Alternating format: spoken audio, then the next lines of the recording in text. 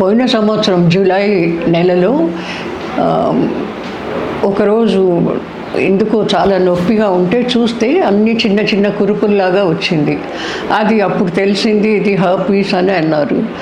అంటే డాక్టర్లు 2-3 కన్సల్ట్ చేస్తే వాళ్ళు గాబాపిన్ టాబ్లెట్స్ అవన్నీ ఇచ్చారు. ఒక నెల 2 నెలలు తీసుకున్నాను, కానీ అది తగ్గలేదు. ఇంకా నాకు చాలా వీపు మీద, భుజం మీద, ఈ ముందు చెస్ట్ అంతా వచ్చి చాలా బాధపడ్డాను నేను. ఇంకా అక్టోబర్ నెల వరకు నేను అట్లా ఏదో ఒకటి మింగుతూ, టాబ్లెట్స్ మింగుతూ ఇవి చాలా బాధపడ్డాను. అయితే ఒక ఎక్స్పర్ట్ డాక్టర్ ఉంది, ఆమె దగ్గరికి వెళ్ళండి అంటే అక్కడికి వెళ్ళాను. ఆమె చూసి, అమ్మ ఇది మీరు పెద్దవాళ్ళు, కొంచెం టైం పడుతుంది, కొన్నిసార్లు తగ్గకపోవచ్చు అని అన్నారు. అంటే ఇంకా నేను ఇది ఇంతే, నేను ఇట్లానే ఉండిపోవాలి జీవితాంతం అనుకొని చాలా బాధపడ్డాను. ఏం చేయాలో తోచక అప్పుడు ఉంటే వసంత్, నా స్నేహితురాలు వసంత్ చెప్పింది నాకు, నువ్వు ఆక్యుపంక్చర్ చేయించుకో తగ్గుతుంది అని.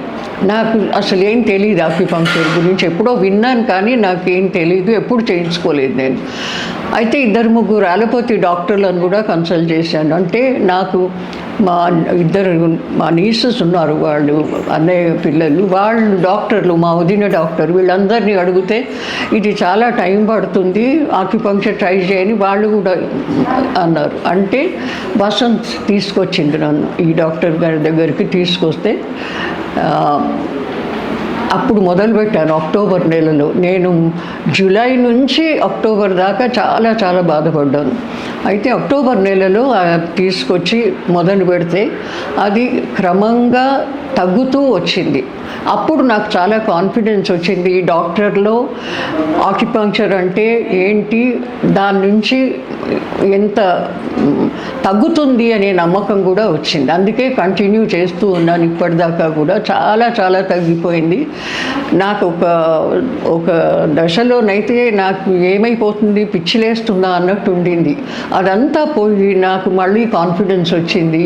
ఈ ఆక్యుపంక్చర్ తీసుకుంటున్నందుకు నాకు నిజంగా I'm grateful to the doctor, for whatever he has done, and I am so confident that it will go. ఇప్పుడు చాలా తగ్గిపోయింది. అయితే కొంచెం ఉంది, ఇంకా ఎక్కడ మొదలైందో అక్కడ ఇంకా ఉంది కొంచెం, అది కూడా తగ్గిపోతుంది అన్నారు. నాకు కూడా నమ్మకం ఉంది ఇది తగ్గుతుంది అని. సో నాకు మళ్ళీ ఒక రకంగా చెప్పాలి అంటే I've got back my life అనిపిస్తుంది. అందుకే I'm very very grateful to the doctor, and I'll continue to come. ఇది పూర్తి తగ్గే వరకు వస్తూ ఉంటాను నేను. రమ మెల్కోటే గారు చాలా ఇయర్స్గా ఆమెకి ఏం ప్రాబ్లమ్స్ లేవు. తన ఏజ్ ఎంత ఉన్నా కానీ తనకి మెడికల్ ప్రాబ్లమ్స్ అంటూ ఏమీ లేవు. Actually she hale and healthy, but herpes effect అయింది. తనకి హెర్పీస్ ఎఫెక్ట్ అయిపోయిన తర్వాత ట్రీట్మెంట్ జరిగింది లాంగ్ బ్యాక్. కానీ ఆ ప్యాచెస్ ఉంటాయి, అది ఎర్పటిక్ న్యూరాలజీ రిపీట్ అవుతూ ఉంటుంది. బాడీ ఇమ్యూనిటీ కొంచెం తగ్గగానే న్యూరాలజికల్ పెయిన్స్ వస్తాయి. ఆమెకి మొత్తం బ్రెస్ట్ ఏరియా అంతా ఉంది, మళ్ళీ ఈ బ్యాక్ ఏరియా, ఇక్కడ అంతా ఏరియా ఉంది, ఈ బ్యాక్ ఏరియా అంతా ఉంది తనకి. సో ప్యాచెస్ ఇంకా బ్లాక్ ప్యాచెస్ ఉన్నాయి, and on and of severe pain వస్తుంది. హెర్పటిక్ న్యూరాలజీ రిపీట్ అవుతూ ఉంటే కూడా చాలా అంటే స్కార్చింగ్ పెయిన్ ఉంటుంది. సో అట్లాంటి పెయిన్ తోటి తను వేరే పేషెంట్ వసంత్ కన్నాభిరాన్ తను గైడ్ చేస్తే ఇక్కడికి వచ్చినారు. అండ్ మేము అదివరకు హెర్పటిక్ న్యూరాలజీ కేసెస్ చాలా చేసినాం యాక్యుపంక్చర్లో. సో అదే కాన్ఫిడెన్స్ తోటి తనకు కూడా చేసినాం. అదర్వైజ్ చాలా స్కార్చీ పెయిన్ ఉండే తనకి బ్రెస్ట్ మీద అంతా కూడా. అండ్ లోకల్గా కొన్ని పాయింట్స్ తీసుకున్నాం, డిజిటల్ పాయింట్స్, ఇన్ఫెక్షన్ పాయింట్స్ తీసుకున్నాం, నర్వ్స్ ఇంప్రూవ్మెంట్ చేయడానికి, పెయిన్ తగ్గించడానికి పాయింట్స్ తీసుకున్నాం.